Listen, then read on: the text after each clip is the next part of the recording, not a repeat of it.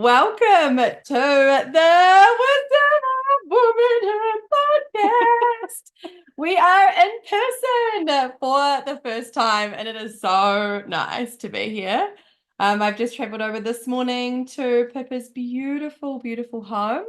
So you are with Chow and Pippa today, and this is a topic that has been requested by many people. So we're really looking forward to it.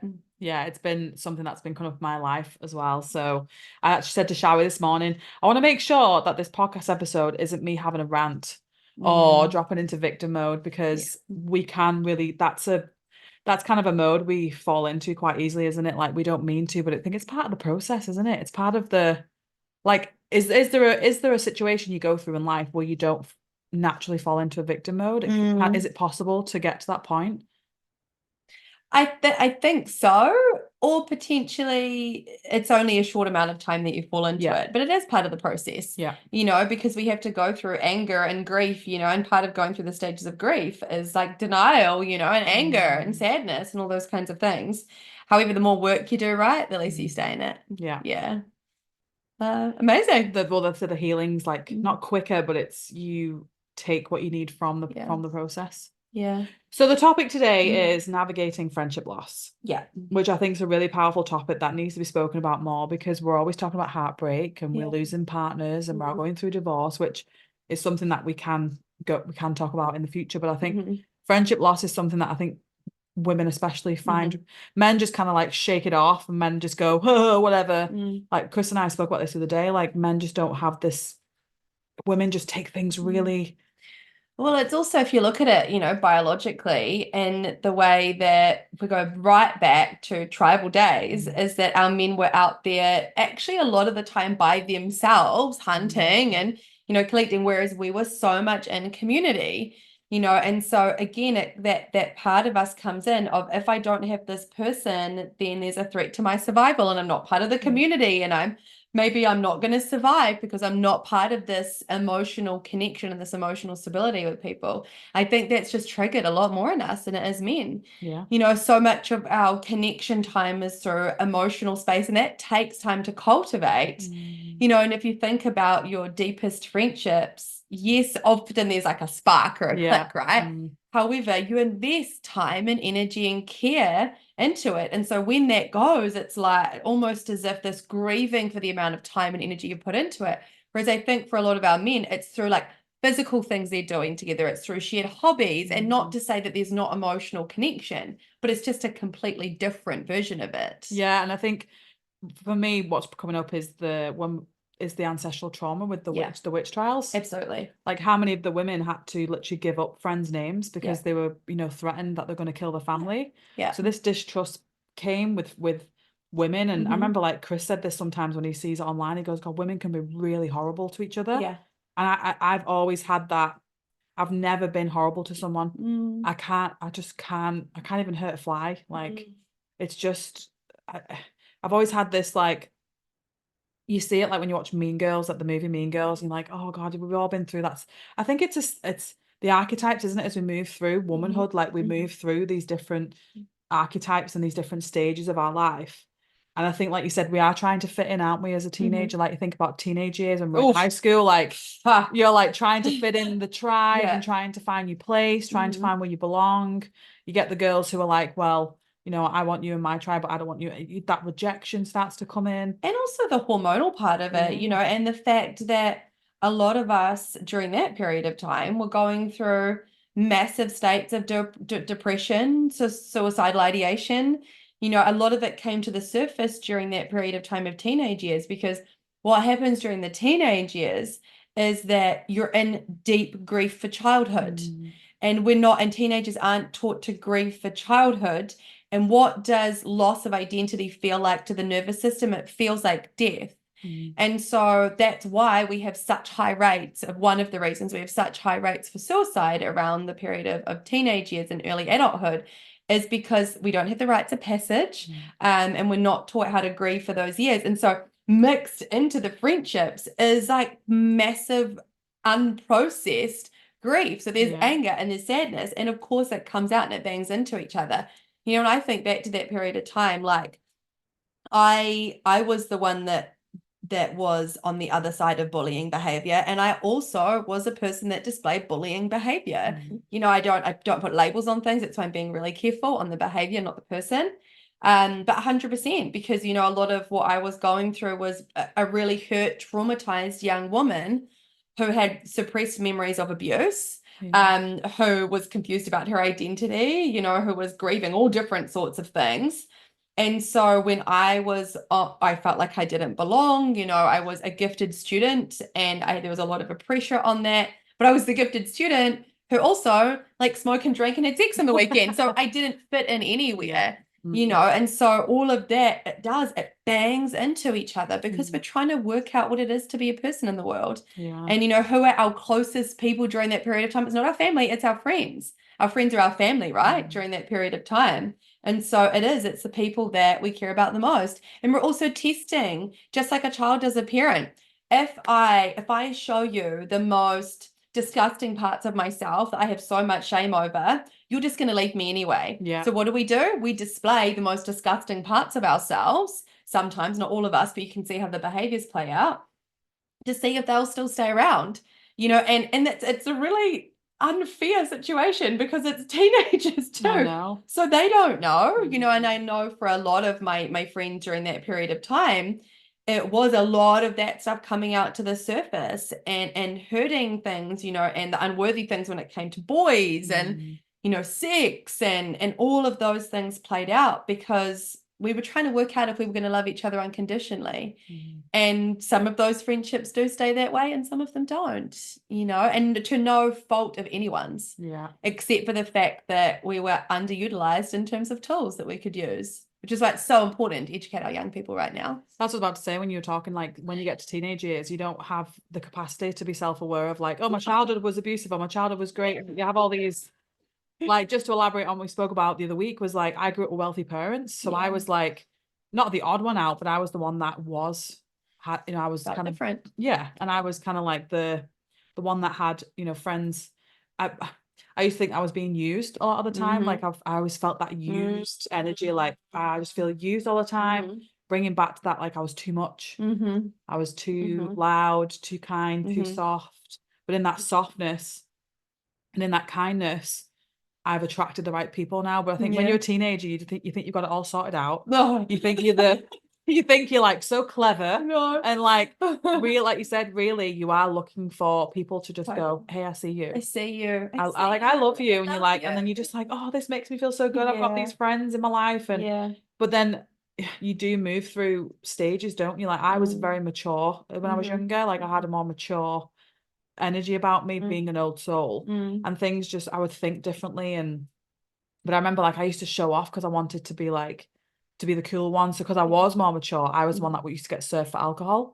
So we used to go and walk on the streets. And when I was like 16, I used to be able to go in the booze shop and I'd come out with these bags of booze and be like, yeah. So it kind of like gave you that bit of I'm seen, I'm validated. I have a purpose within the tribe. Yeah, I have a place within the tribe, which is what everyone's looking for, right? Yes. And then I remember like I felt like I was a leader in a sense because I used to have all the house parties because my parents used to go like away at weekends to our holiday homes. So I'd be like, right, party, and that it made me feel important because I think because I was a victim of bullying from the wealth, I think using the wealth to my advantage made me feel more safe because I was like, okay, well, I'll use my mum's big home, mum and dad's big home to have parties and I'll be the cool kid. And then people will like me. Yeah. That's what I'm saying. So it's like that because like I remember like being around some friends in teenage years and they did display bullying behavior. And I remember like you get sucked into it, don't you, in the crowd? And I remember I'd walk home from school being like, oh, you know, the guilt and the shame. And how do teenagers shake shame and guilt off? I know. How do they, like, what tools do they have to be able to shake it off? Well, they try and regulate their nervous system through drugs, alcohol, sex, you know, now like cell phones, you know, like because that's a down regulation. Like, so they're looking for the ways to down regulate, right? And in all of the places that predominantly are unhealthy. I will say, however, just on this, I have noticed a really big shift with some of our young people that are much healthier tools. Like celibacy now is a lot more widespread than it has been for many generations. like this particular generation are practicing celibacy more than they ever would, which, and I'm not saying one or the other is good, but they're doing it consciously, like more conscious about intimacy. My gym, fucking hell, there are so many young people at my same gym. as, yeah. Like, oh my man, when I was 15, I was not going to the gym. No. Like in the weekends, you know, Yeah. I was drunk and hungover. Yeah. So I often see a lot of hope. There are obviously different sides of it, like our suicide stats are still going up, but there does seem to be more widely spread information that's being integrated into this new lot of young people, that is tools like mindfulness is taught in schools now. I just Mindfulness love was that. never taught in I schools. know. You know, we're going like I'm going to be doing consent education in schools. You know, Mm. Mary's just been doing breath work in schools. So there's definitely a shift. However, the same thing's happening in the nervous system. It's just whether now people are able to find the things that down or upregulate.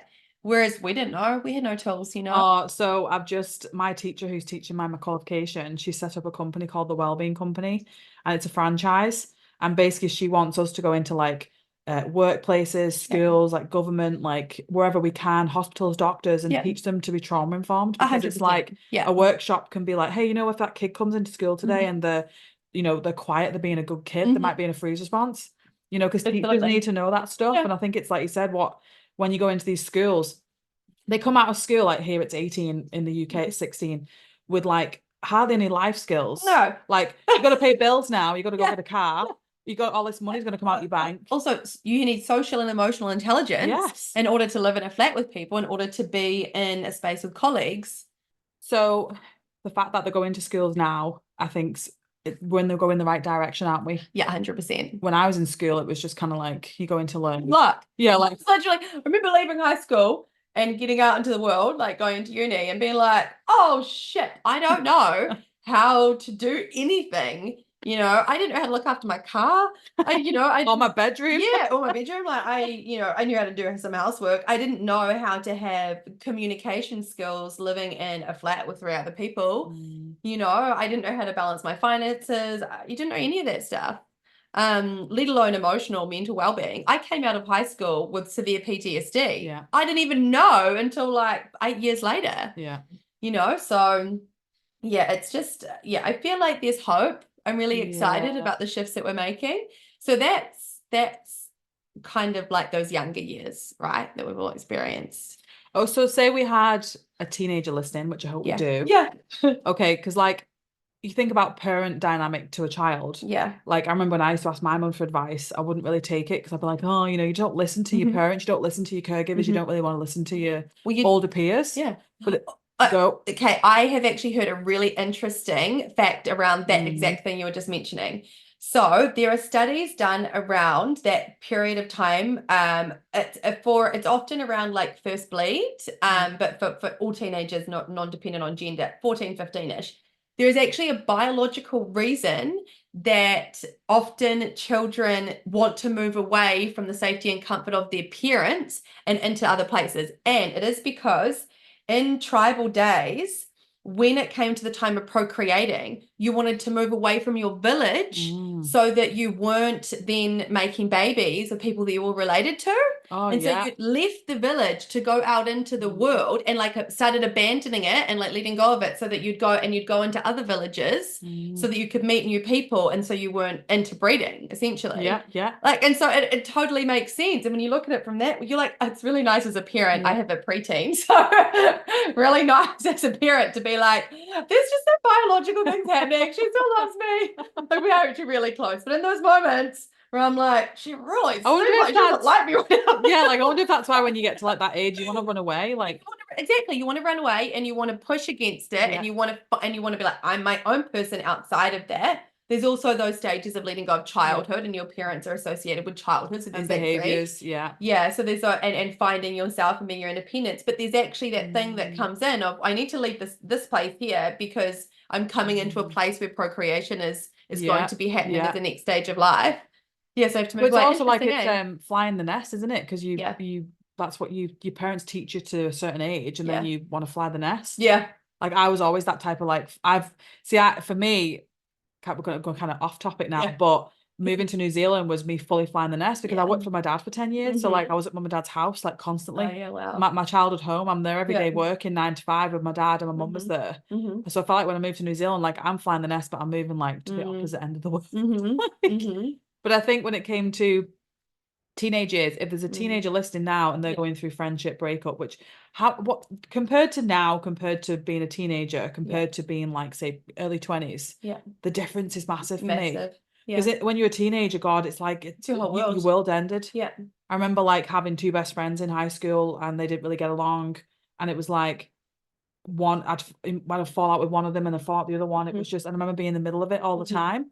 But when I fall out with them, it was like my world had ended. Yeah. It's a similar to like heartbreak up when you break up with a partner. Absolutely. Yeah. And I think, how if we go back into our teenage Mhm. years and Mhm. we could give advice to that 13, 14, 15-year-old, Mhm. what advice would we give? When I think about that period of time, it's the integration of self-care and self-worth, Mm, because it doesn't, like, loss and heartbreak doesn't hit as hard when you have more stable things in place to look after yourself. Like, I mean, she probably wouldn't listen, but if I was to go back, it would be like just to teach some basic kind of self-care stuff, like, babe, just make sure you get enough sleep tonight. Make sure you're eating like some moderately healthy food, like basic stuff actually that is going to help your mental well-being, that isn't drastic things. It would also be like exercise, Yeah. and just easing up a little bit on the drugs and alcohol, Yeah. because it just drastically impacts, Mm. your ability to be in a healthy And emotional function. state. Yeah. Yeah. Just like some more stuff that is around care. And I don't think she would have understood this either, but probably just more fucking trust, like trust in the orchestration, like trust that yes, some people leave, and that's okay. You don't need to make it mean something about you. Yeah. And I think, for anyone that is similar to me and that had deep abandonment and neglect wounds, like any time that would happen with friends, it triggered me being left, Yeah. And so it doesn't need to mean that you're unworthy. It doesn't need to mean there's something wrong with you. It doesn't need to mean that, it can just simply be the fact that people change and that's okay. And like particularly some of the really nasty behaviors, like that stuff fucking ruined me. I spent many years not wanting to be alive, many, many years. Yeah. And definitely those parts of it added to it. Mm. And of course I was manifesting in those behaviors because I felt like shit about myself, Yeah. So probably just, yeah, some tools around that. Yeah. I Yeah. think for me, I would just talk about trust Yeah. for my little Pip, because I think she Yeah. just was like, I wear my heart on my sleeve, like literally it's pumping right here now. Mhm. And it was like I just put so much trust into people. Like I Yeah. would literally pour my heart out to someone. And I Yeah. remember like just being that was used against me a lot of the time as Yeah. well. Like, my softness, my Mhm. kindness, Mhm. my, called naive, Mhm. kind of things like that. Mhm. So I think if it was me talking to Protect like, yourself a bit more. yeah. Yeah. And you don't have to people please everybody. Like, Yeah. if you don't want to do something, don't do it. Like I remember I was being forced into having parties at my mum and dad's because if I Yeah. said no to my friends, it'd be like, oh, you're boring. Yeah. It's that Oof. you just Oof. want to Yeah. like, yeah, Yeah. like Yeah. I remember being like 17, 18, you started going out for drinks and you're going out and you're partying, and I lived like close to my town so I could walk home. Mm. And I was the one friend that would take flip-flops, as you call them, Mhm. jangles here. Yeah. Jandals? Jandals. Jandals. They're called thongs in Australia. It's so funny. So I used to take like sandals with me, like flip-flops, because I loved wearing heels. I felt sexy when I put my dress on, but then my feet would hurt after like an hour. Uh-huh. And I remember like I was quite sensible. Like I'd have mad moments where I wasn't sensible, as we all do. Mm. But it got to like say 1, 2 in the morning. I was like, oh, I'm ready for home. Like I want my bed. And my Yeah. friends would all be like, party pooper, you're so Mhm. boring. And then you Because just it was and then triggering them. Yeah. and you go home and then you'd sit ruminating on those, and then Yeah. you start thinking, am I? Am Yeah. I? So I think if I was talking to Pip now, I'd be like, if someone says something mean to you or displays bullying behavior, or if someone say it's more a projection of them, I was Yeah. like, they're probably actually wanting to be more like you. They're probably Yeah. wanting to go home, but they're Yeah. feeling like they can't. Yeah. If you're being a good person, if you're staying true to who you are, you can't go wrong. Like, and make mistakes too. Like, you make fucking mistakes Mhm. because you're a teenager. You're meant to fuck Oh up my gosh, yes. because, Oh like, you are. gosh. There's no perfect way to live your life, and I think No. depending on what background you have, depending on what parents you had, Mhm. depending on how you were brought up, teenage years are probably the hardest because Yeah. you're in school trying to find your way. You might have changed schools. You might be like all these new friends, all these new people. And like you said, if my husband was here, he started meditating at like 15, 16, and his friends all thought it was weird. And this, you're talking, this is like in the 80s. Mm-hmm. So he's That's what we like, would give to young people yeah. now, right? Is those tools, those mindfulness And it's tools, cool. It's strategies. Yeah. cool It's to meditate. That's cool to meditate. It's cool to be conscious now, you Yeah, know, yeah. which is great. I love how mindfulness has become trendy. Mm, You know, it's such a gift to our younger yeah. people, you know, and then obviously to us and for us as practitioners, reaching more people, you know, this whole kind of movement that's happened around it is incredible. So it's interesting you're saying like changing schools. So to give an idea of what that looked like for me, I changed schools 3 years in a row. So I Wow. started year 7 at one school, and then we moved. Then I started year 8 at a school, and then I changed schools and I went to girls' college. That happened 3 years in a row, and then I changed high schools as well. And I did my last year and a half at a different high school in a different town. But my parents moved to another city when I was 15 years old, and I stayed there. So I lived with my friend and her family, and I lived with my boyfriend at the time and his family. And then I lived back with my parents for 6 months. Then I lived with my biological mother, which was the abusive home. And so, like, I remember speaking to a counselor when I was going in to see her for my postnatal depression, and we were looking back, you know, tracking back, and we were like, whoa, oh shit. And she was like, oh, okay, there's so much more happening here. And she said to me, especially the fact I'd gone and lived with my biological mother at about 16 years old, one of the most pivotal points of wellness and connection and relationship building and all of those things. She was like, probably the worst time you could have lived with her. And so it's really hones in on that period of time and how important it is, you know, to have people around you. I've got a beautiful young person that's one of my clients, and she's 15 years old. And she's just recently changed schools. And we had this conversation around, she had the awareness, you know, she started at a school and she fell into the wrong crowd. It wasn't the right people. She didn't feel seen or heard. There was, you know, lots of gossiping and that kind of stuff. And she made the decision to change schools this year. And I recently saw her and I said, how you doing? She's like, I found my people. Well, like you just said, she fell into the wrong crowd, but it was the right crowd. Yeah. And Because like you said, it's like you can't, there's no perfect.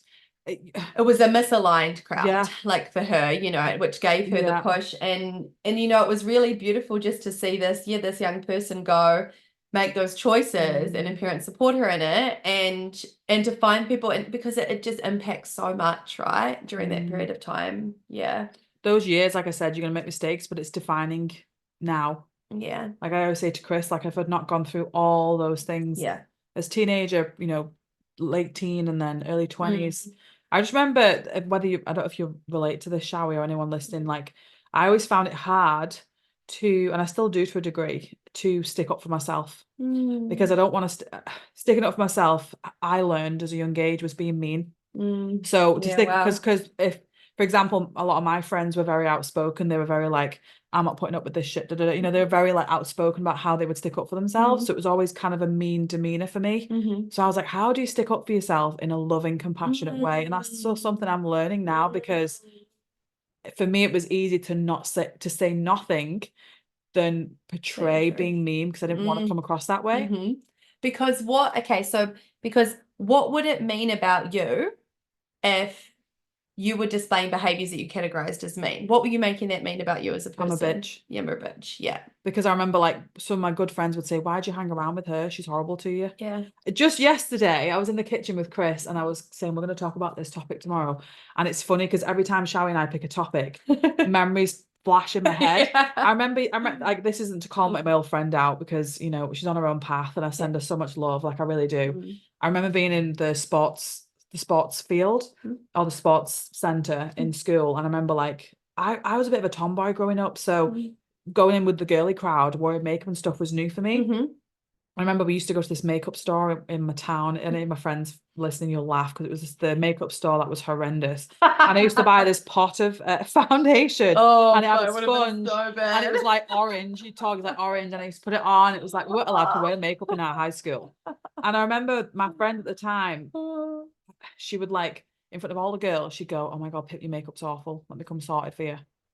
And I just saw a post today was like, women need to fix each other's crowns without telling them that they're crooked. Absolutely. I saw it this morning. I was Yeah, like, that's you know, it. if I've got like ketchup on my face, like now it's different. Like I wouldn't be, it's the Yeah. difference of being offended to non being offended. Yeah. If I came into it, if I went into a restaurant with my friends and I had like mascara on my face, you know, I wouldn't really give a shit if you said, Pip, you got to go, oh, very I'd just laugh it off. Yeah. But as a teenager, that's really detrimental, isn't it? And you'd also be around people though that could very respectfully do that instead of looking for your flaws so they feel better about themselves, right? Yeah. And that's a difference when you can be a person that isn't looking for people's flaws, but is supporting them through things because they're not making it mean something about them. Yeah. Yeah. And another memory came up when I was 9. We were still in primary school, and I loved Barbies.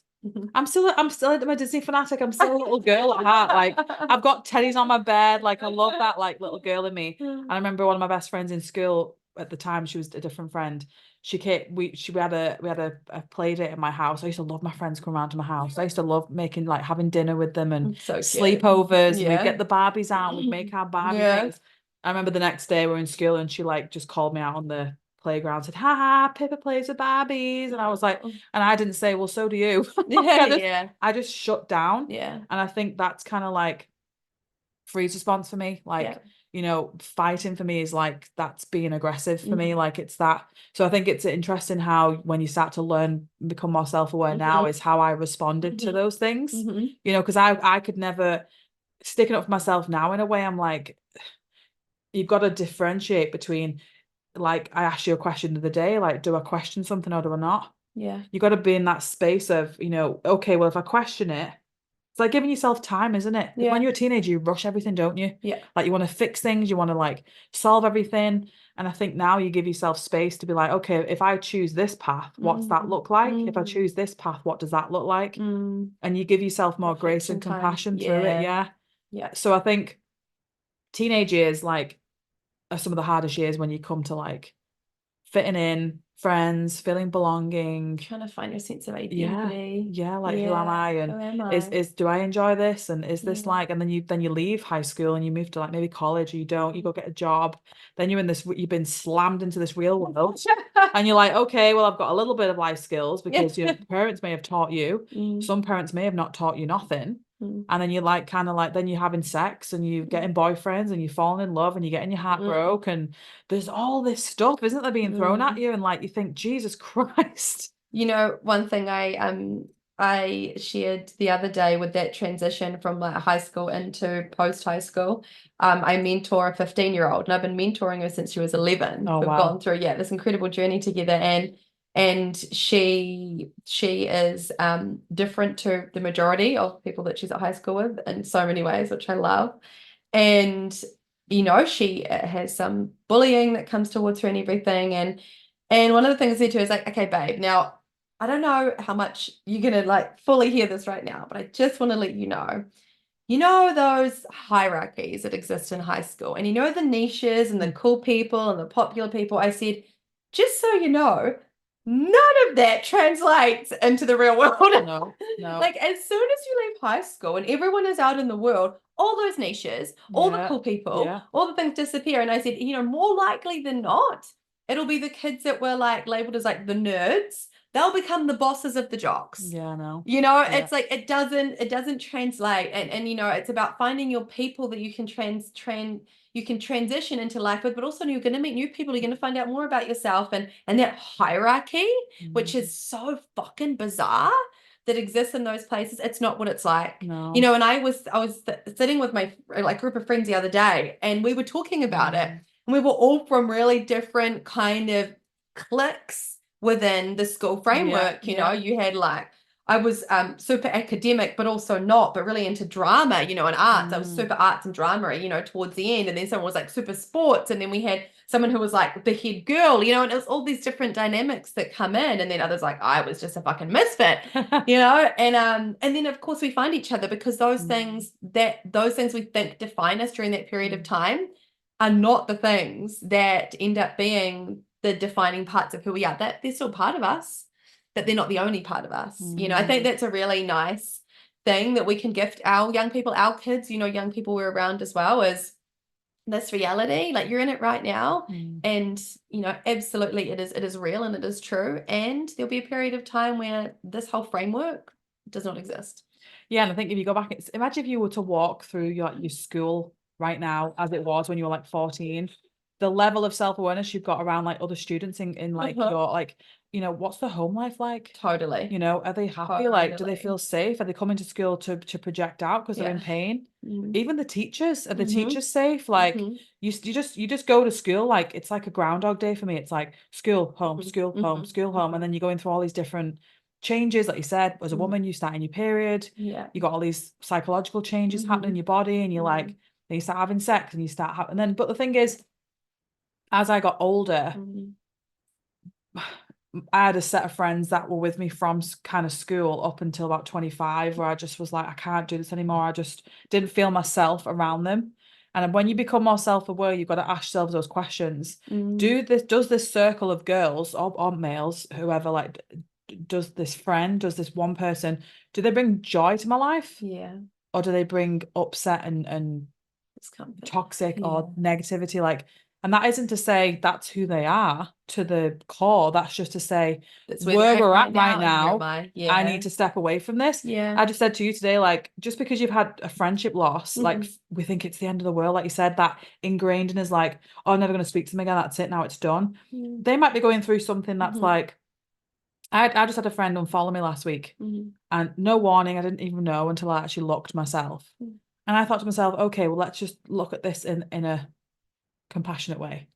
She could be on a journey of herself where she's like, I can't look at Pip's posts anymore. They're not resonating with me. And the thing is, that's okay. Yeah, that's okay. That's okay. Yeah, we don't need to make meaning out of it. Yeah. And the thing is, like, but then the little girl in me goes, oh, have I done something wrong? What did I do? Have I upset her? Did I do something? So it's that level of like, that's that people pleaser in me where I've gone, hang on, it's okay. Like, it's really okay. Like, if friends want to have a break from you, like, to be able to say, hey, I just need a break, and honoring each other's decisions, It might not even be from you. It might be from the world. Yeah.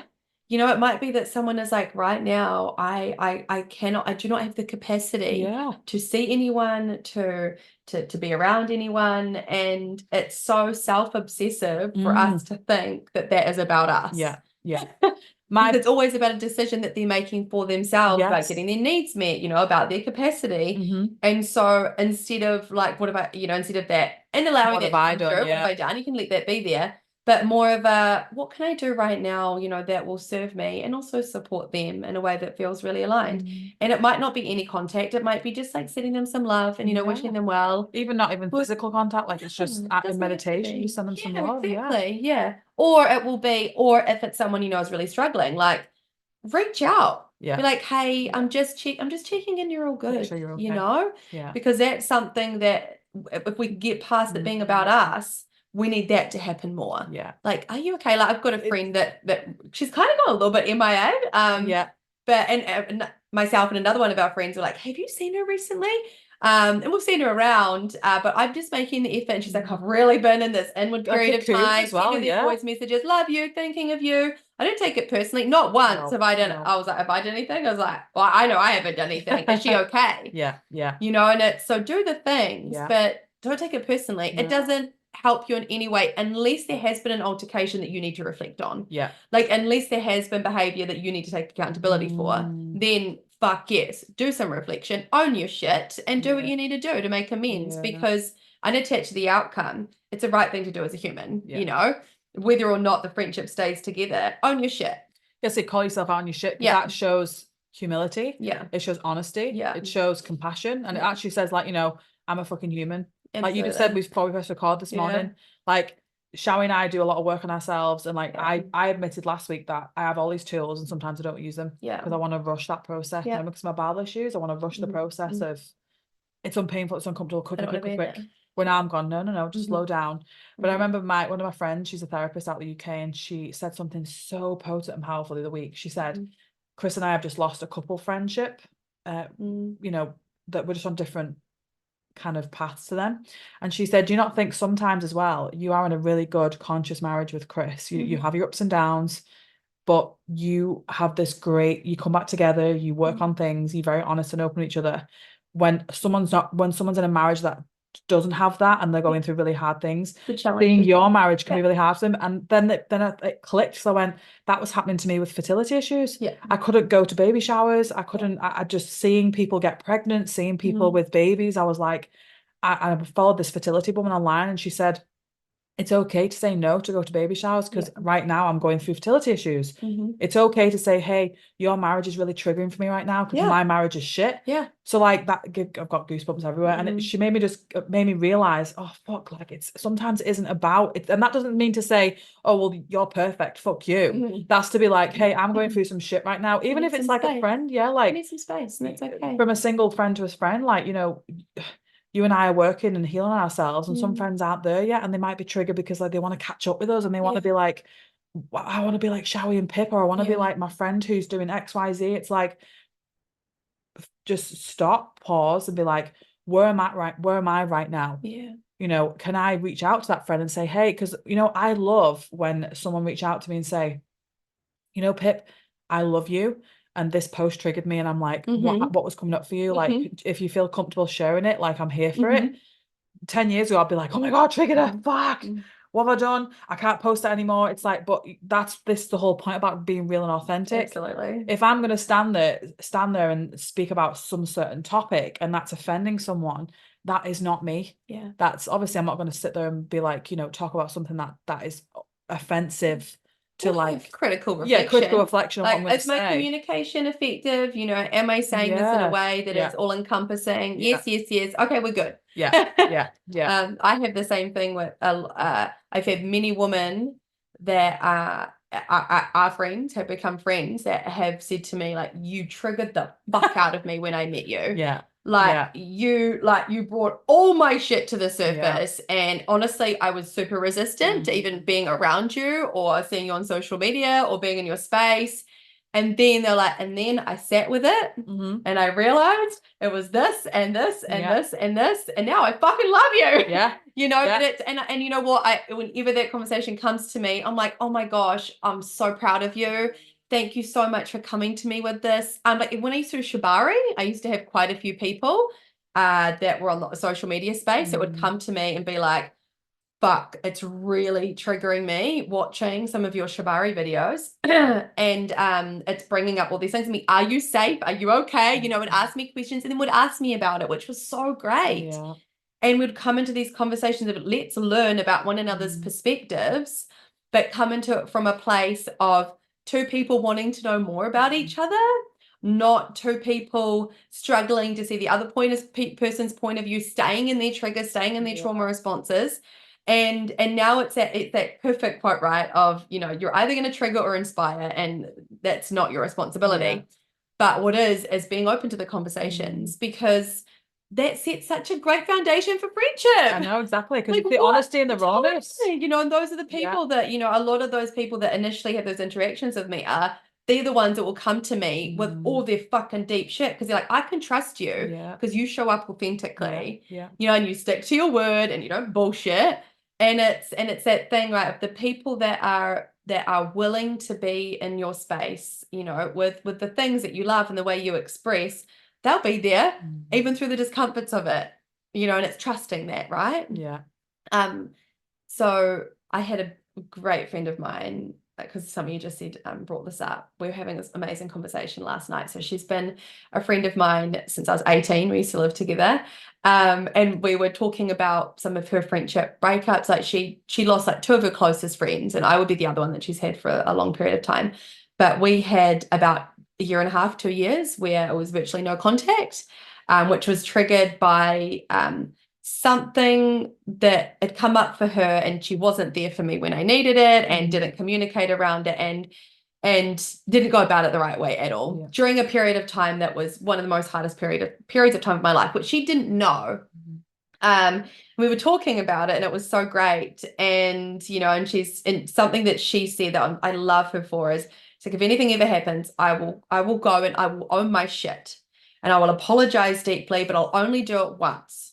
I will go, and if that is reciprocated and received and done, beautiful, let's make amends. But if someone can't meet me there, then I step away. I'm like, look, I'm being really vulnerable in this. something she said to me though that is a great reflection for me to always be aware of is and she knows this, she knows me so deeply, is for me as someone's friend, is people do hold me at a very, very high standard. Yeah. Because of the work that I do. And they hold me to a high standard as a friend and as a mother, you know, and as a woman and as a practitioner. And I understand that it's a big responsibility. She said to me, yeah, but you've always done that to yourself. Yeah. You have always held yourself at this extremely high version of who you want to be, and it used to be extremely detrimental. You know, it led to a lot of self-sabotaging behaviors and just always feeling like I wasn't good enough. You know, it was ingrained in me really, really young of this, you have to be better. And so it's still a really good thing for me to be aware of. Because I was talking to her about another situation with a friend, and she said to me, she said, yeah, you fucked up, but it sounds like a pretty human fuck up, to be honest. Yeah. And actually, you can see why you did that, you know, and you can see how that kind of happened. And she said, do you think that maybe she sees you as this person that always has to be keeping it together, always has to be this? And I was like, yeah. And then I was like, and I've contributed to that. Yeah. Like, and taking that responsibility and friendship dynamics, right? So what are my tendencies? What are the things I'm doing that are still perpetuating some of these things happening that can lead to fracturing within friendship? So for me, I'm like, I know this is why I show up on social media in that way. I talk about when things are shit, you know, and I talk about the things that I fuck up at. And I'm really working hard to break myself down and my view of myself, that's still that idea that every now and then pops in of like trying to attain perfection. You know, and so it's such a good thing for us to be aware of the things that come into our connections, right? Yeah. That we don't feed them and then manifest them and perpetuate them. Yeah, I relate to you on that because I've done the same. I've got this persona to talk about all the time. Like I'm inspiring and I want to be authentic, but like some days I'm like, this fucking life is shit. Like I am so pissed off today, whatever it is. And even when you look at like some people you follow online, like Mel Robbins, and there's just loads of them to name, you know, that I love Mel Robbins because she comes on and she's 55 and she comes on and she's talking like, you know, I fucked up doing this and this is a challenge for me and I'm a fucking human. And I think that's the problem is like, we're on this spiritual journey, we're healing, we're going through changes, we're going through stages, we're moving through different archetypes, we're like, there's so much layers to it.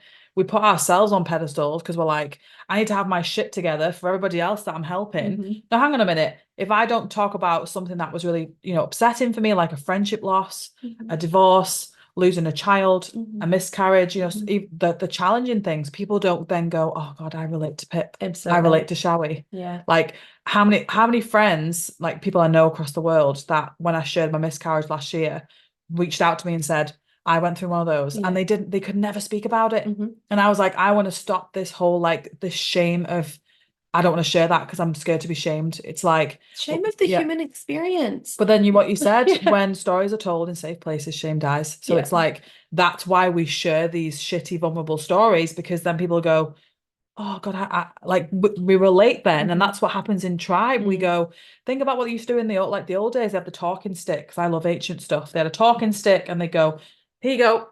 And everyone around the I love doing that, the campfires, and you tell stories. I love it so much. And that person would talk for however long and talk about a story or why something.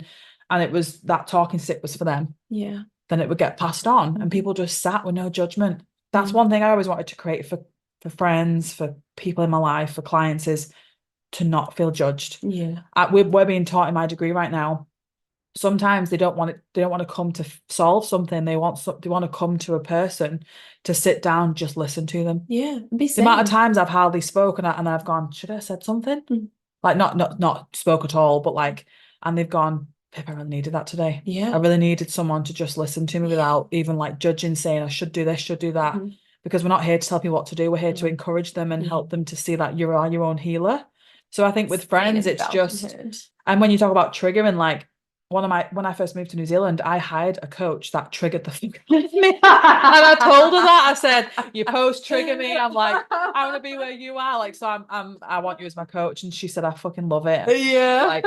Like, and this is the thing is like, when you call yourself out on your shit, there's that humility there, and there's that you just see someone, you go, I really appreciate you saying that to me. Like, I really appreciate, like, if someone says like, oh, it really triggered me, I'm just like, I celebrate them because Well like, done. yeah, Good. like, You're letting yeah, yourself feel some shit, I know. which is going to, if you do the work, take you into a new part of your growth. Mm, Let's celebrate the fuck out of that. mm, You know, there's something that I think every now and then I have this conversation with people and it always surprises them. So I feel like it's good to come into this conversation is this is really important for people to understand. Even if you are doing all the conscious work, you know, showing up as a decent fucking human in the world and going about being really compassionate and all these kinds of things, I'm going to tell you something is that still shitty things can happen and friendships and stuff like that. You know, I not recently, definitely not recently, but I was telling someone the other day about a friendship breakup from a couple of years ago, and I was telling them about the stuff that this girl had said to me, and they were like, fuck, somebody said that to you? I was like, oh, 100%. And it was, I'm telling you, it was nasty. Yeah. Really fucking horrible shit that was not only about me.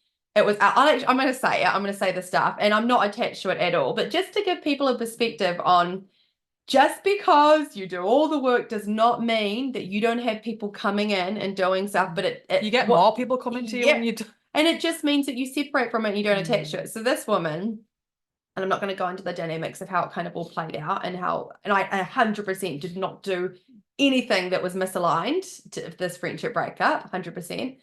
Her words to me was, and bearing in mind she had a bit of an alcohol problem, and this definitely was when she was drunk one day. She was like, you're a crack whore, which is, I don't do crack and I'm not a whore.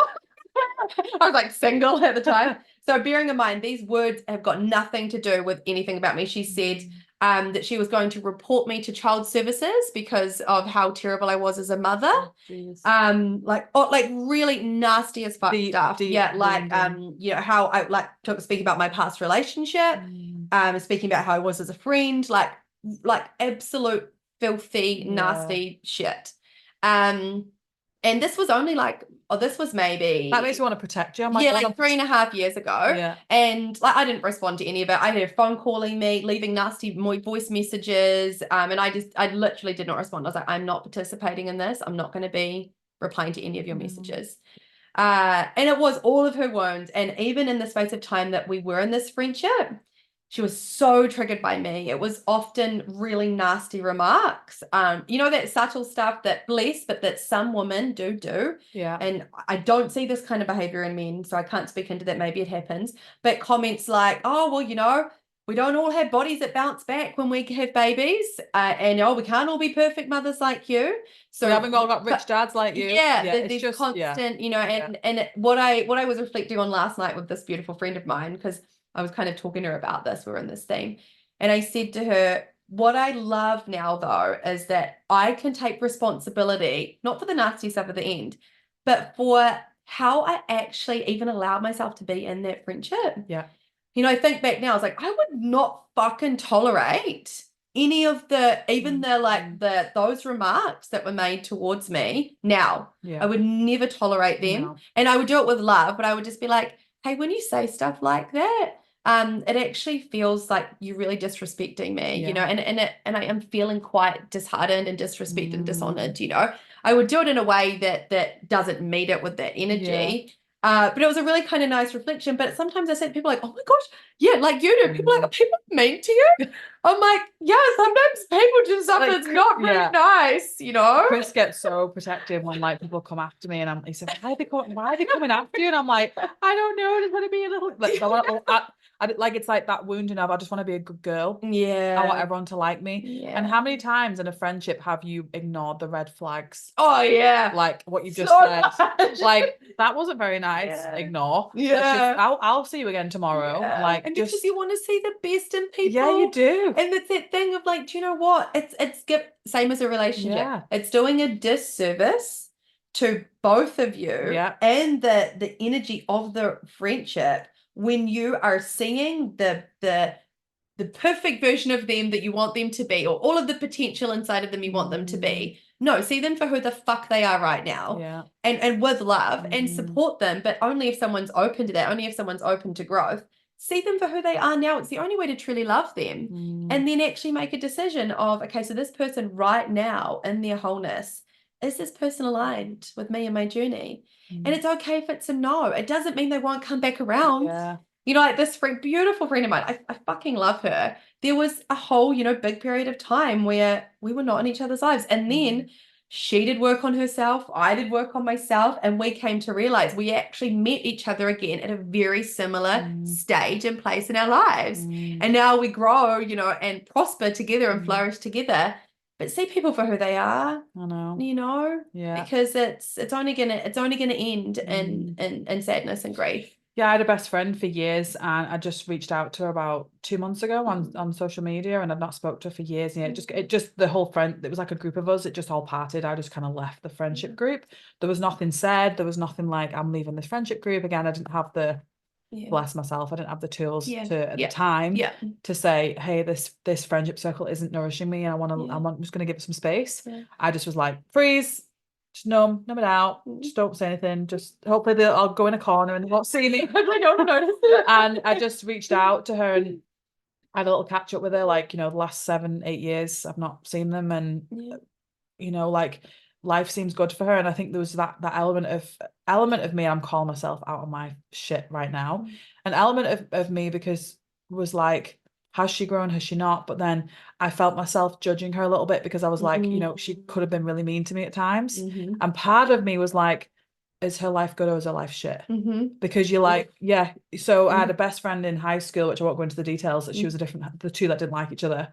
And one of them, there was this really shitty situation where one of her friends broke into my house, mum and dad's house, and she didn't stick up for me. She went to the guy because she was dating him at the time.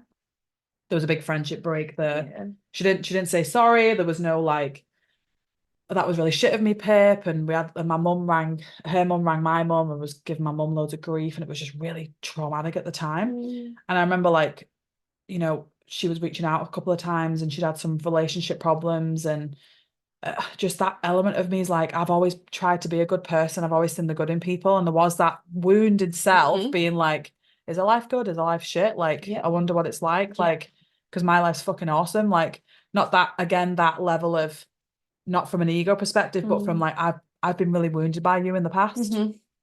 But it was like over like that. It was oh, she's actually doing really well, and like I'm really happy for her, because like I just, that wound, and it was like, no, it's okay. You've just said it. I said out loud. I was like, that's okay. That's a wounded self. Thank you for bringing that up. That's calling myself out of my shit. Now let's go into the Pip who I am today. She's just had a baby. I'm sending her so much love. I sent her a lovely message saying congratulations. I'm really happy for you. And just, that's the person that I want to be. And that wounded self is always going to be within me, because like you said, all those parts of us were grieving the old parts of ourselves, but they're still in us. They're still like within us. Okay. like I always think they're like, just use it as a framework, right? It's not about trying to get rid of these parts of ourselves. It's about using them as a lens to be able to navigate through the world with and be aware of, to go, okay, yes, there is this part of me that still, has a little bit of that going on, a little bit of that. Beautiful. Hello, welcome. What is here for us to learn through this today? Yeah. And I think as well, when it comes to friendships now, so let's think about like teenagers, it's very different to friendship breakups now. Why don't we stop calling them friendship breakups? Because breakups just sound like, okay, you broke up and it's done. Like, why don't we just call them like friendship cycle endings? Or friendship partings? Or something that's lighter, because I think sometimes like you said, we label things, don't we, as like, like, I fell out, we're never going to speak to them again. Like, you don't know that. Like, your friends can circle back around and say, hey, I've just been in a cocoon for the last 6 months. And the thing is, you want people around you that, like you just mentioned before, that say, good for you. I've missed you, but like, well done, honoring yourself. And not feeling that guilt, because like when my family were here, I said to some of my friends, I'm like, hey, I'm having family time. Like, my parents are here for 3 months. Like, if I don't text back, if I don't like, it's also setting sometimes that the little child does needs that like little instruction. Hey, I'm going into cocoon stage for the next 3 months. I do that. Because then 100%. sometimes people need that, like, okay, like just a warning. And I think also it comes from that respect for others as well. Like I always say, we're teaching the kids at the moment, before they speak, ask yourselves 3 questions. Is it kind? Is it helpful? Is it respectful? Ours is it kind? Is it necessary? Is it true? Yeah. So it's Yeah. just helping them Hmm. to realize like that they have a choice to say what they want to say. And I think Absolutely. when it comes to friendships throughout life, I want to read that thing in a second, but it's like friendships are going to change. And as you grow, you change. Mm-hmm. Your energy changes. Mm-hmm. So say like you've got a Even best your friend. hobbies and your Yeah. interests, and And you get married and you and have where you kids. live, and Yeah. yeah, and your capacity Yeah. during different periods of Yeah. time. And yeah, it's naive to think that things will stay the same, but Well, can we exactly. surrender to how things Yes. evolve? So if you think like you've got a best friend and you do everything together, you're Hmm. inseparable, you start to grow or things change, the frequency changes. So Yeah. it starts to be like not in sync. Hmm. So think about like go into yourself and be like, what's my energy today? Like, what do I need? Like sometimes we feel like we just should spend time with them. Mm. Like I should, like Mm. get that should out of your vocabulary. I want to spend time with them. Yeah. I need And to spend time with them yeah. because I've not seen them in so long. Mm. The thing is, it's like you've all got a life. We've all got husbands, wives, we've got kids, we've Mhm. just got busy schedules. And I remember that quote from when we were kids, what was it? The true friends, they're like stars. You don't always see them, but they're always there. Like that really sums up friendship because like I think when you're in teenage years, you are with your friends constantly, aren't you? Like you're with them all the time, you're sleeping over, you're having laughs, you're playing games together, and then when you And get you're at older, the same life stage because mm, as we turn into adults, those different stages come in at different ages. yeah. We have babies at different ages, we get Yeah. married at different ages, we travel at different ages, we have different, careers in different ages. And so it's going like, so now we're like here, but also we're like doing this, going through Yeah. different things. So where can we find the meeting points and the touchstones along the way? Yeah, and also when boys start to come in the picture, and Yeah. then it's like you start to you wrap yourself, you just move through different stages, and I Yeah. think just be gentle with yourself. Mm. That victim mode is gonna come in. It's Yeah. it's gonna creep in, and you're gonna be like, did I do something wrong? You're gonna feel like sorry for yourself. Mm. But in that feeling sorry for yourself, find the self-care moments where you can say, Yeah. what do I need in this now moment? Mm. Do I need to reach out to another friend? Mm. Do I need to just like pour my heart out to a therapist, a counselor? Like, there's no shame in needing Mm. help through like friendship loss is shit. Yeah. It's a grieving It's process. grief. It is Yeah. grief. As much as like you grieve a partner, a loved one in death, you might not see that person ever again. And they've journeyed through so much with you. Often we're so Mm, vulnerable as women, in our yeah. friendships. One other thing that I think comes into this conversation, and my longest friend, I bloody love her. So we've been friends for almost 20 years. Mm, And I lived with her and her family when my parents left Nelson where we were living. And one thing so we haven't lived in the same city together since we were like mm, 17. And she's lived in Australia and I've visited her there and she's seen me there. And our first two pregnancies, she's got two babies, I've got three. Our first two were at the same time. We didn't even realize. I found out I was pregnant, and then a couple of months later, she found out she was pregnant, and then she got pregnant, and then I got pregnant. So our two oldest and her two are very similar ages.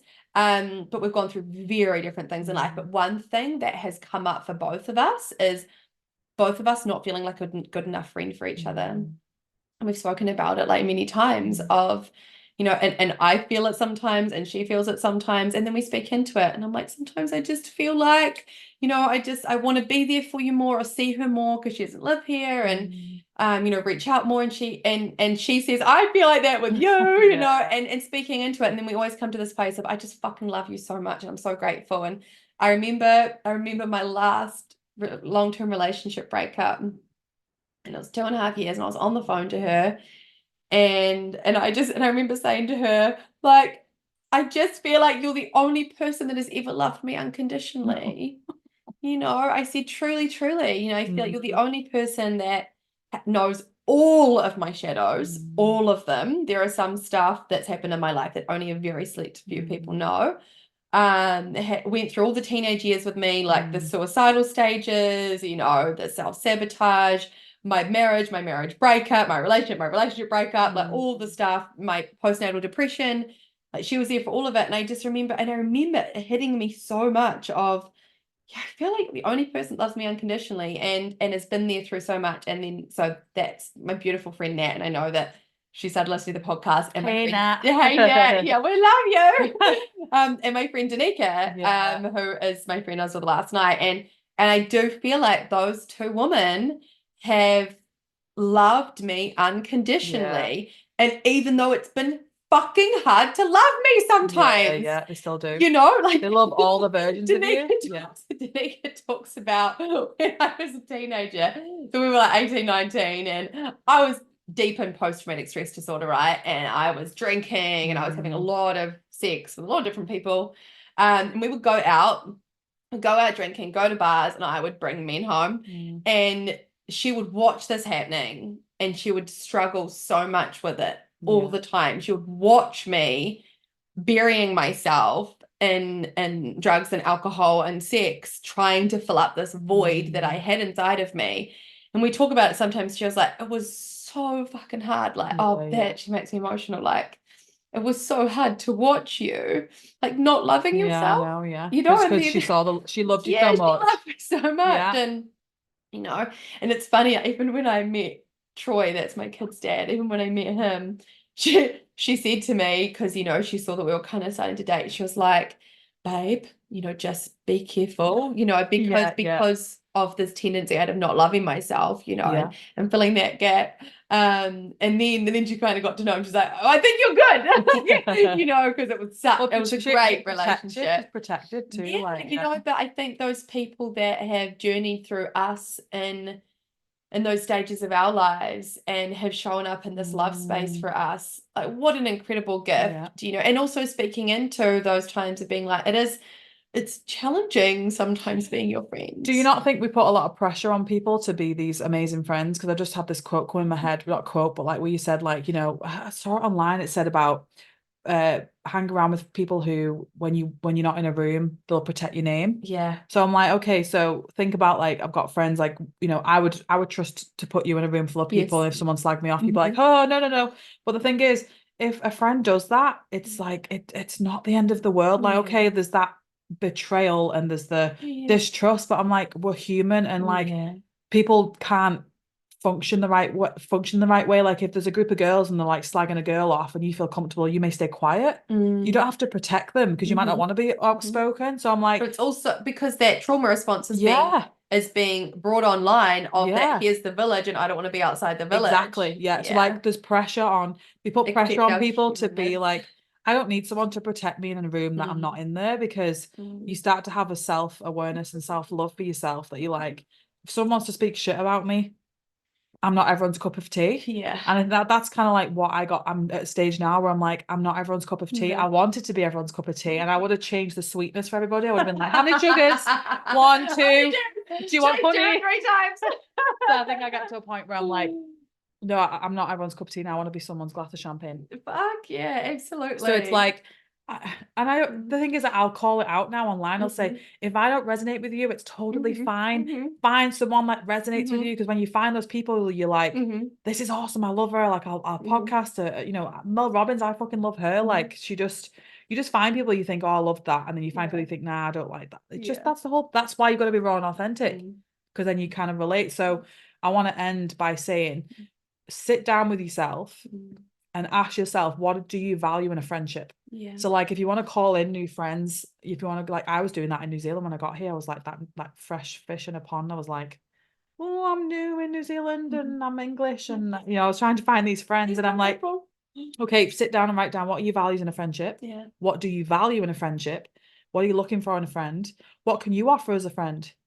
Because we always like want to pull in these friends, but hang on a minute, what can you offer to the table as well? Because it's about, you know, like I said, the old days, we'd switch bread and switch things, and we'd give and receive. You know, sometimes I might not be able to give as much. And then also, like, call it in at the beginning of the friendship. Hey, this is where I'm at right now. Have you got time for that? Have you got capacity to have a friend like that? I'm in a cocoon phase at the moment. I might not be texting back all the time. One thing that I used to really get triggered on was when friends wouldn't text me back for like weeks. And I go, I've done something wrong. That instant, like, why do I think I've done something wrong? Like, what is it with that? Like, and it was always like, now I just go, you know what, it's fine, because I don't text back. Exactly. Life happens. So I think that sit down with yourself and look, like you said, what would you do when looking for a partner? You'd ask, you know, I want a guy or a woman like this, and this. So, and how am I showing up in it? Today, after this, I've got my Temporary Skills for Life program, and so I work with 9 to 11-year-old girls, and our topic is healthy relationship. And one of the activities that we do is we have all of these character traits, and we select character traits of the things that we value in friendships. And then we take a look at them and we go, am I showing up as that person that I want them to be? And it's a great exercise. And we go through all the list of what is a healthy relationship, friendship, and what isn't.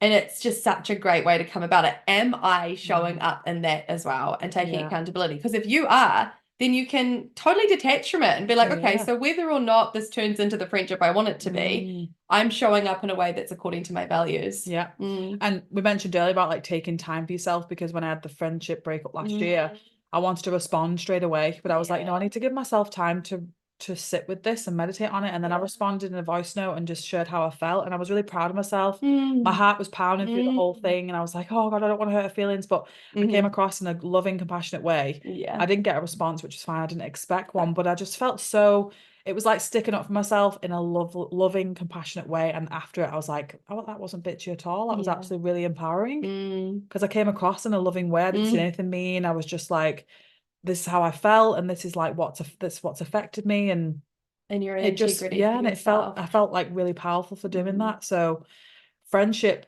losses can give you so much gain.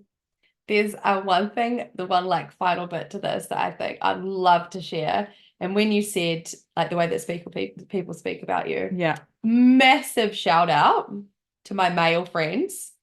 I'm gonna give you a conversation that happened on Saturday night, and honestly, oh my gosh, like it was so beautiful. I have some absolutely phenomenal male friends in my life that I just treasure and adore in so many ways. And so we were sitting in a social space, and my friend had invited me to a party of his friends, and we were sitting there all together. So there's some of his dearest, closest friends he's had like for years and years and years. I've known him for a couple of years. His new girlfriend is there. And then like one of our other friends we know. So they're like a good kind of mixture of people. And we were talking about something, and then I'm sitting next to him, and then he looks at me, and we're all there talking. He goes, you're just so fucking cool, shall we? And he said, do you know what? Whenever I'm going through something in life, you are the one person that I know I can come to, and you're going to tell me exactly the truth. Like, you're going to tell me exactly what I need to hear. Yeah. Like, he literally was like, I could trust you with my life. And I'm sitting there like, oh my gosh. And then his other friend, who I've only known, I've known him for like a year, but he lives with them and we've hung out quite a few times. He's like, 100%, I would trust you with my life. Like, and then the others have like only just met me, and they're like, yeah, I've been spending time with you today. Your energy is amazing. And the fact that, and with his new partner there, I've just met, which was so beautiful. And longest friends. And I'm sitting there like, that guy over there has known you since you were like 10. But even he was just like, yeah, that's so cool. And that, like, those moments of celebrating how people show up in your life as friends, and I could even tell, I've got a couple of male friends and they're so sweet. Like when they introduce me to people, they're so proud, and I can see it. And then they're like, this is my friend. And like, this is who she is, and this is what she does. And one of them introduced me to his dad the other day. We happened to bump into him. And I can it's such an honoring, and it's such a beautiful thing in mixed gender friendships as well. Just like deep honoring of like who you are as a your friend. friends. Celebrate it, and especially, when you've got because I'm really big on celebrating men because they don't get it enough. And that's how I show up in my friendships with males too. But it was this really nice insight into the beauty of like male-female friendships too, of just this. I was sitting there like, oh, cry. But I said, and I absolutely know what you mean. You can trust me with your life. And I knew it 100%. I was like, yep. And also, I'm the friend that you come to and be like, so like, how much sleep have you gotten recently? When they're struggling with stuff. And, I'll call them out with love and be like, so what's happening with your diet at the moment? And I'll do it in a loving way. But it was just such a beautiful thing to happen the other evening on this topic that like massive shout out to the men that show up as great friends for women. Definitely. Because there's a lot of stigma around it. Oh, exactly. And when you got like partners and stuff, and there's jealousy there, and like, and there's a lot of navigating through, and sometimes you have to have uncomfortable conversations. And I've got male friends in my life that will come to me and be like, just I don't need anything from this, but like I'm really attracted to you, who you are as a person, who you are as this. I don't need anything from you. I'm not Just like, what's expecting it it. called? That it's like you attract to souls, aren't you? It's like just the person. Yeah. It's Well, no, cool. also physically. Yeah. That was Yeah, there was full yeah, attraction yeah, going on. yeah, It was all yeah. but he's like, he said to me, this is another friend, he said to me, I feel like it's inauthentic for me not to speak into these things that are coming up right now. Yeah. Like there's no attachment to it. I'm not expecting anything, but I want to show up as the most authentic friend to you. And I was like, fuck, I like, because I'd already felt it. And I said, I respect so much your authenticity and actually coming to me with From this a male conversation. perspective is great too. Yeah, and it was great. And then we like chatted about it. He's like, thank you so much for just being in this conversation with me. Like, not putting any attachments onto it. And we have an amazing friendship. Maybe that's what we can tell listeners. Like today, just reach out to a friend or multiple friends and just celebrate them. Yes, or maybe send them 3 things you love about them, or specific, genuine things. like what you love about them, what you're grateful for about them. And people need to hear it sometimes. They do. Like it gives you that little bit of I needed that today. I'm the type of person that will make a quote on camera and I'll just send it out to everybody. Yeah. And all my friends are like, oh, I needed that today. And I'm like, that just makes me feel so good. Yes. Yeah. That's kind of what I love about myself, is that I've just got this my heart grows and grows and grows, and I just keep giving more love to people. I try my best to be like that. Sprinkle the love. Sprinkle the fairy dust. I have got something I wanted to read that 2 of my friends actually sent to me before I send you the joke. Read you the joke. Oh yeah. Pretty funny. It's called, I'll just get it up now. It was really amazing. Let's see. Such a beautiful, I think it's a poem, but I read it and was like, that's just beautiful. Yeah. So that's on point. It's called A Reason, a Season, or a Lifetime. People come into your life for a reason, a season, or a lifetime. When you figure out which one it is, you will know what to do for each person. When someone is in your life for a reason, it is usually to meet a need you have expressed.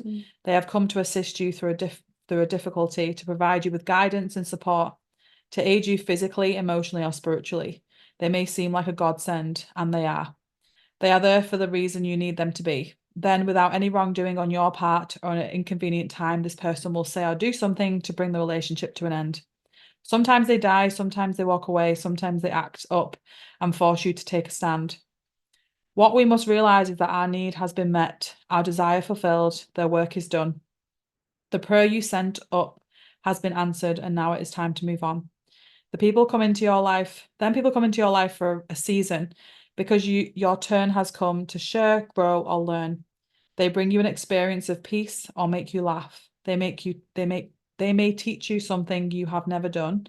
They usually give you an unbelievable amount of joy. Believe it, it is real, but only for a season. Lifetime relationships teach you lifetime lessons, things you must build upon in order to have a solid emotional foundation. Your job is to accept the lesson, love the person, and put what you have learned to use in all other relationships and areas of your life. It is said that the love is blind, but friendship is clairvoyant. My third eye chakra was like tingling the whole time. That was so good. I honestly completely know I called you into my life. I just was like, because like you were in my life anyway in like 2020, no, 2022, when I first got to New Zealand. But it was like you were just in that circle of like just how many friends are all connected in New Zealand. I love it. It's like we're all like we're like a root system. It's like, hey, I've made friends with this, and then someone reach out going, oh, I know her, and I'm like, oh, really? So funny. So I asked you a question, which was, because you asked me to describe romantic love. Last week I asked you to describe in a sentence what is divine love. And it comes back to some of our early conversations around self-love. So divine love, I feel, is what happens when we remember that we are love and that pours out of us. So divine love can be towards ourselves, it can be in friendships, it can be in relationships, it can be with our children, but it's a love that comes from an overflow, a true overflow from this remembrance of ourselves as spirit, as soul, of reflections of one another, of reflections of the galaxy and of nature. And it comes from a place that is so much more than me as this physical body. It's a love that pours out through energy and Like I feel as if when I come into a space with someone that knows how to cultivate that frequency of love, you can physically, energetically feel it, right? It is like this thriving, pumping kind of experience. It happens when you've got multiple people, and you can be that in your life. So it feels as if it's a very spiritual experience. Yeah. And, we can cultivate experiences of being in the bubbles of divine love in ourselves. And I think that's when we have our epiphanies and, our major upgrades. It's when we've cultivated a space of love. Yeah, and so like it feels very different to romantic love. It also for me does though encapsulate soul remembrance loves, so people that we've traveled through lives with, and that we come back together during these lives. It always feels like it's very divinely orchestrated. I feel as if soulmate love, because there's many people that we can come back together from other lives. That's a remembrance love. However, to get to the point of divine love, it has to be those two people remembering and honoring and knowing why they're coming here and showing up for the lessons of this lifetime. And then that soulmate connection turns into divine love. I was just Googling because I remember Wayne Dyer talking about the different loves, like the spiritual love, divine love, unconditional love. I'll have to find it and put in the show notes or find it for next week. He spoke about the different loves, and I always felt like divine love is the original love. It's like where we came from. Where we came So when we come back to divine love, it's all there is. Like those moments of divine love that wash over you every now and then, and you're like, oh my gosh, I want to love everybody. It's like an ecstasy high. But it's natural. It's 100%. Like, and it's just, love is a high. It is. Like I said, it's a natural high. It's just, I remember him saying that on one of his talks about the different loves. And also he said that friends were sent to you by God to apologize for your family. Yeah. I love that. I said I'd pick a book. So I picked Wayne Dyer's Change Your Thoughts, Change Your Life. This is where he took the Tao Te Ching and he rewrote it into modern. So I'm going to just close my eyes and I'm going to Living Without Force. So this is the passage of the 30th verse of the Tao Te Ching written in Wayne Dyer's words. One who would guide a leader of men in the uses of life will warn him against the use of arms for conquest. Weapons often turn upon the wielder. Where armies settle, nature offers nothing but briars and thorns. After a great battle has been fought, the land is cursed, the crops fail, the earth lies stripped of its motherhood. After you have attained your purpose, you must not parade your success. You must not boast of your ability. You must not feel proud. You must rather regret that you had not been able to prevent the war. You must never think of conquering others by force. Whatever strains with force will soon decay. It is not attuned to the way. Not being attuned to the way, its end comes all too soon. That for me sums up Mel Robbins' Let Them theory. Yeah, let them. Yeah. Like letting go of that control. Letting go. Yeah. And then my last thing for you is the funny joke. I'm ready. What does the mafia and pussy have in common? Oh my gosh, I don't know this. I was really hoping I didn't know it. Okay, One slip of the tongue and you're in deep shit.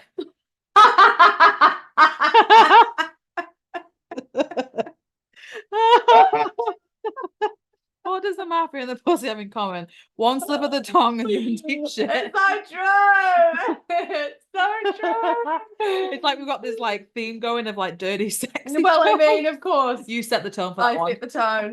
There had to be like an element of kitty me and sassy, sexy me that has to come in at all times. Do you have any questions for me for next week?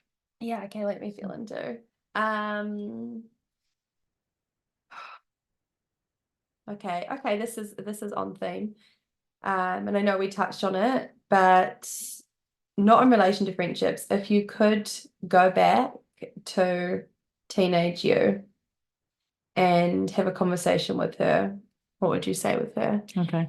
And if you could go back to 26-year-old you, for some reason that age just came through.